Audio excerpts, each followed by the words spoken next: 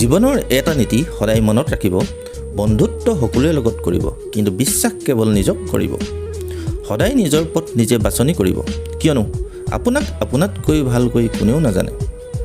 আৰু লক্ষ্যস্থান যিহেতু আপোনাৰ, ইয়াৰ বাবে কঠোৰ পৰিশ্ৰম কেৱল আৰু কেৱল আপুনিহে কৰিব লাগিব। মানুহে সদায় উদিত সূৰ্যক অভিবাদন জনায়, সদায় আপোনাৰ কঠোৰ পৰিশ্ৰম আৰু সংগ্ৰামক উপেক্ষা কৰিব। সেয়েহে যদি কোনোবাই আপোনাক উপেক্ষা কৰে, মনত ৰাখিব যে মানুহে নিজৰ শক্তিৰ বাহিৰত থকা সকলোবোৰ উপেক্ষা কৰে, কিয়নো আপোনাৰ সীমিত সময় আছে। ইয়াক ফাল্টু লোকৰ ওচৰত অপচয় নকৰিব। আজিৰ পৰা, এতিয়াৰ পৰা আপোনাৰ সপোনৰ বাবে জীয়াই থাকিবলৈ আৰম্ভ কৰক। মানুহে কোৱা কথাবিলাক মনোযোগ দিয়া বন্ধ কৰি দিয়ক, কাৰণ মানুহে যাৰ একো নাথাকে তেওঁলোকৰ ওপৰত হাঁহে, আৰু যিসকলৰ সকলো থাকে তেওঁলোকৰ ওপৰত জ্বলে।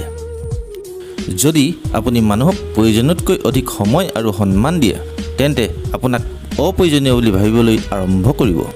সেয়েহে কাৰোবাৰ কথালৈ আহি সাহস নেহেৰুৱাব, কিয়নো য'ত সাহস শেষ হয় তাতেই পৰাজয় আৰম্ভ হয়। আপোনাৰ আত্মবিশ্বাস হৈছে আপোনাৰ আটাইতকৈ ডাঙৰ সম্পদ।